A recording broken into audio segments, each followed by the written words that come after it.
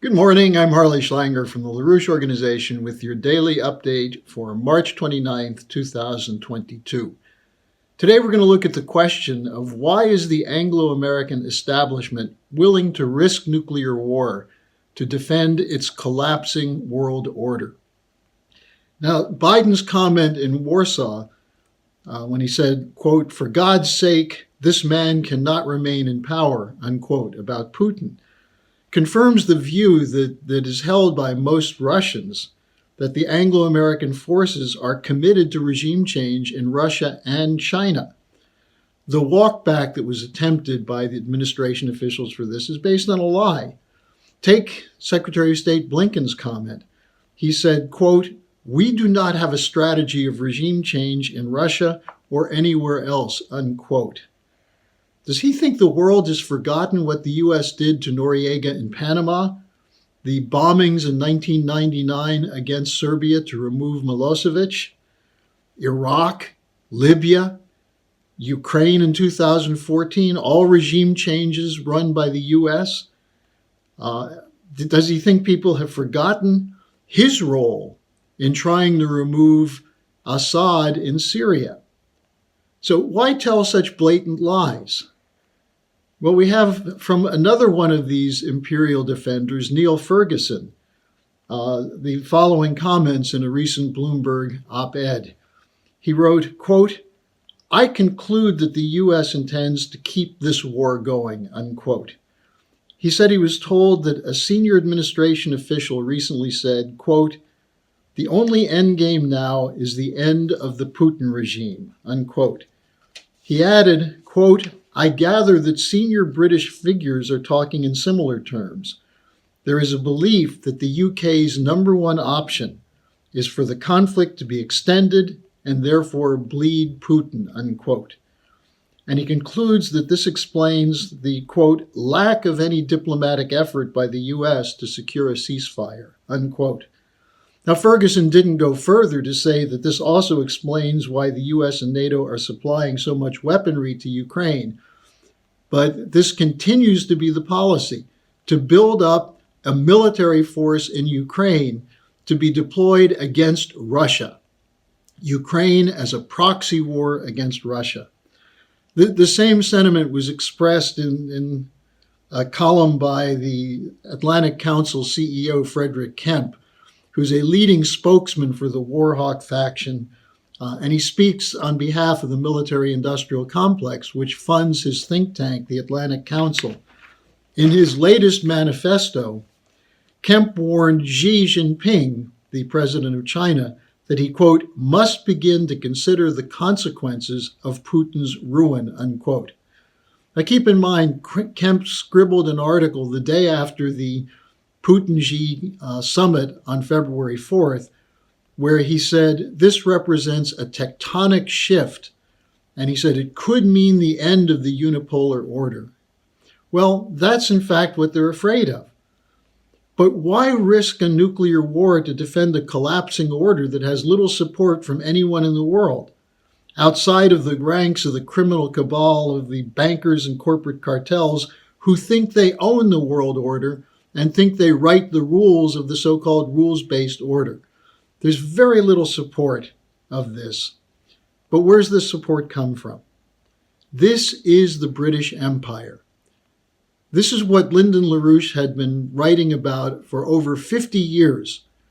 This is what we have been emphasizing in our consistent strategic writings, our scientific and philosophic writings, that the world was divided by the British into spheres of influence, into contending blocks, the strategy of divide and conquer, which is now called geopolitics.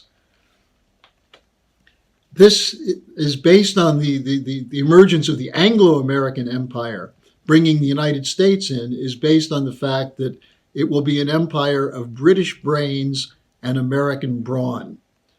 Now, this goes back to the threat to this order that emerged at the end of the 19th century, based on the robust economic growth of the American system, which outstripped the British Empire toward the middle to the end of the 19th century, especially after Lincoln's transcontinental railroad led to a revolution in industrial development. This model was then followed by Bismarck in Germany, the French, the Russians, the Japanese, all of which began to threaten the British control of trade and finance through its navy. The idea of corridors of economic development on land was the greatest threat they had ever faced. And so what did they do?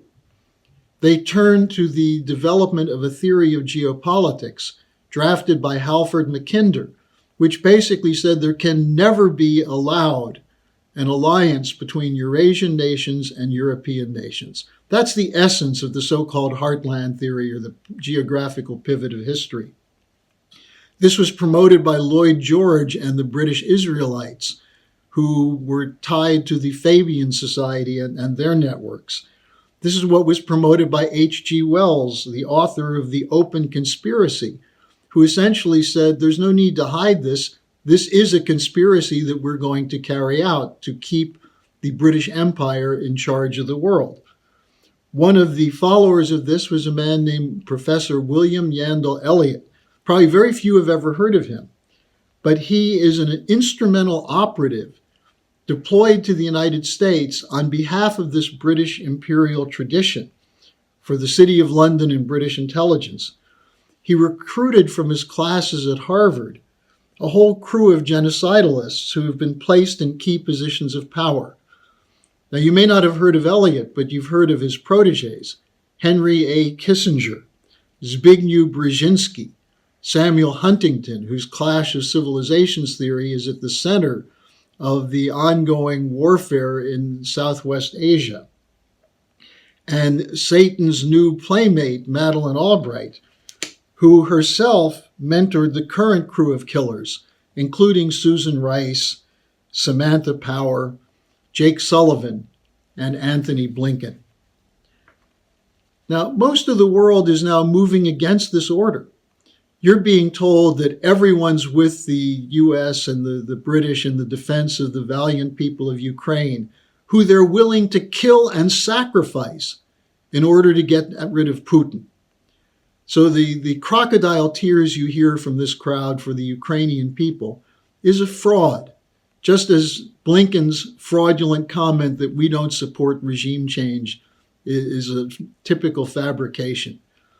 But most of the world is moving against them. Here's a perfect example. The British were sending a delegation to India over this last weekend. The Indian government told them not to come. Instead, they engaged in extensive diplomatic discussion with Wang Yi, the foreign minister of China. Now imagine India and China coming together.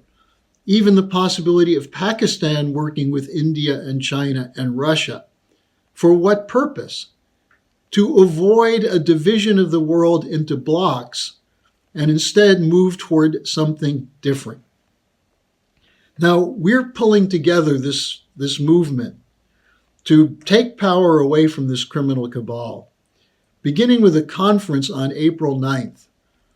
There is an effort on our part to bring together leaders from around the world, but including average citizens, into this movement to create a new strategic and financial architecture, which is based on the principle of collaboration between sovereign nation states for economic growth and development.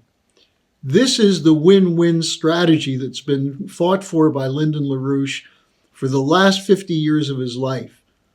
This is his legacy, but it's a legacy which has been adopted by people all over the world in opposition to the insane forces pushing the Malthusian New World Order of the Great Reset and the Green New Deal, and if necessary, are willing to defend it by risking nuclear war to save the empire. At the bottom of the description page, there will be links to register for this conference. I urge you, sign up today. Get other people to join us with this. This is the only way we're going to take power away from this criminal cabal. Now, if you'd like to discuss this a little bit and you have some questions for me, I'll be doing a live question and answer session today, Tuesday, at I think 5 or 5:15 Eastern Time. But there'll be a link to join me on Twitter if you'd like to do that. So bring your questions and get into this organizing process. Don't be a spectator, because spectators will end up being fried in nuclear war. We need activists who use their minds and creativity to join with us to take power away from this criminal cabal.